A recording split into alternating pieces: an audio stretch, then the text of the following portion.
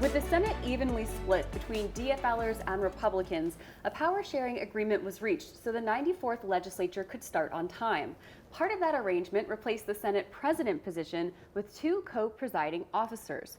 Here to speak with me about the new role is one of those officers, Senator Bobby Joe Champion. Senator, welcome. Well, thank you for having me this morning. How are you?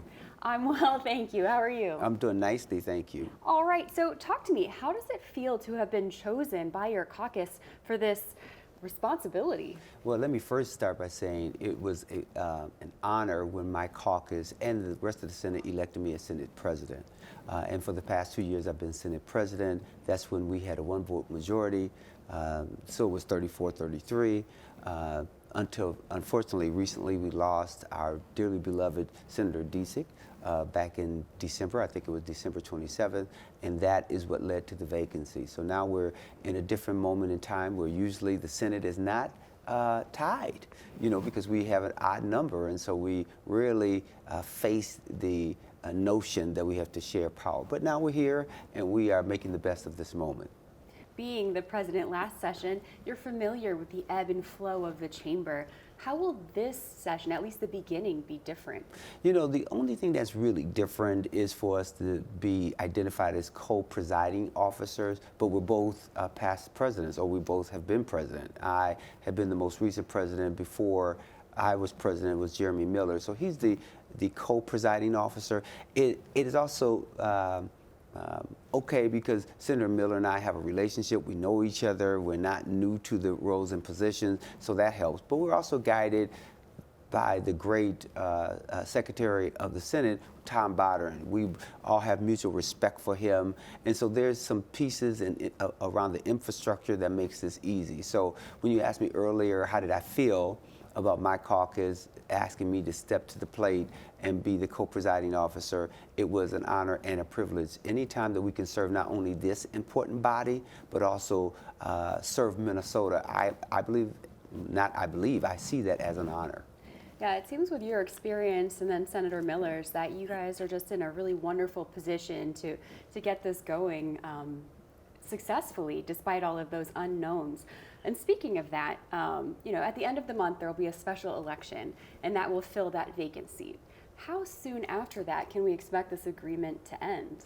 Well, the agreement will end when we get the 34th vote, whoever that is, and we believe it will be us, because the Senate District, which is Senate District 60, where Senator Disick, hailed from, is a heavy DFL district. But the important thing to know is, even before her death, one of the things that Senator Disick always wanted us to do, and we were always building on, is deepening our relationships with those who are across the aisle. Because even though we may have some ideological differences, we have to be people-centered. And so, at least from our perspective, it's important for us to be people-centered, not just see numbers, but see people. And how do we improve their quality of life? And so we want to do everything in our power to do that. So this agreement only enhances that, because it forces you to some degree, work on these things, especially right now. But even once January 28th rolls around, that's when the general election is. We think that the certification will happen no later than February 5th. It could be before then. But even once that event happens and we have to do some reorganizing, there will be some parts of our power sharing agreement that will survive even once we go forward, because we believe that it would be important and in the best interest of the Senate. Right. So once that tie is broken and the power sharing agreement has ended, will one of you two co-presiding officers become the Senate president, or is there a different plan in place? No, one of us will become Senate president. My hope is that would be me. I like Jeremy Miller, but I'm not interested in him being president at this point, because that would mean that they would have the majority. Okay. So this is a first for us, but in the case that a tie happens again in the Senate, do you think this will be the go-to model, going forward, or will other solutions be considered? I think both things can be true, right? I think you can look at a past agreement that you've had before, and you look at the strengths and weaknesses of that agreement and see how you can build upon it. I believe that there's always room for improvement, and we should always look for ways and opportunities to improve. And so in the event that something happens in the future that requires us to power share again, I think we'll look at this and then we'll build on it and say, here's what worked and here's what would improve our working together for the people of Minnesota.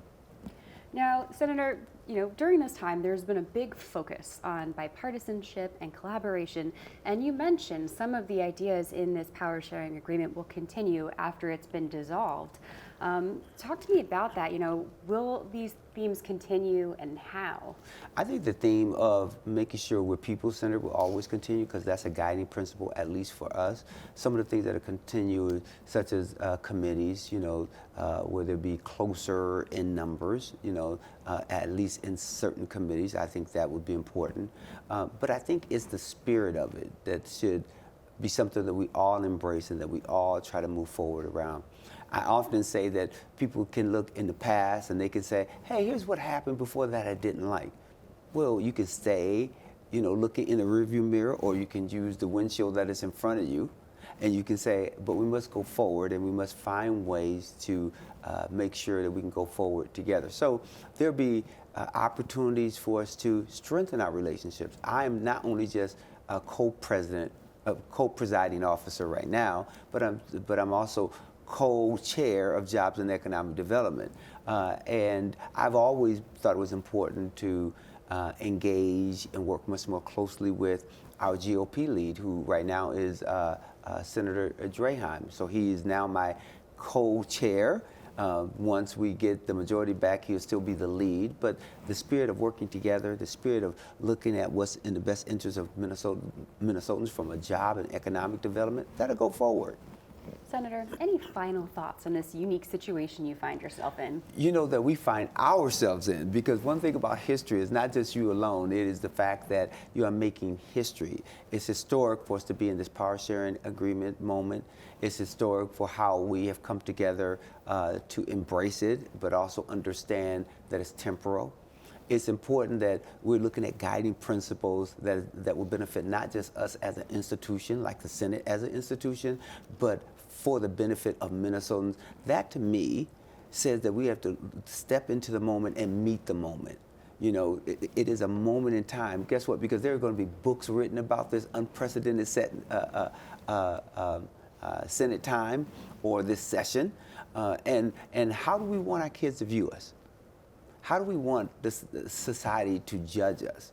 And so to me, it is really interesting for us to be in this moment, and I embrace this moment because I embrace what life brings us. Martin Luther King, because we're now on the cups of Martin Luther King's birthday, which we celebrated January 20th, even though his birthday is January 15th.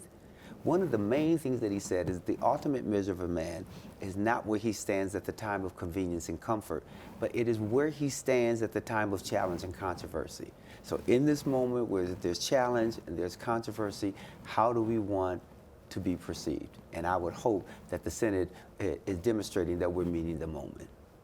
All right, Senator, thank you so much. Thank you for having me, and thank you.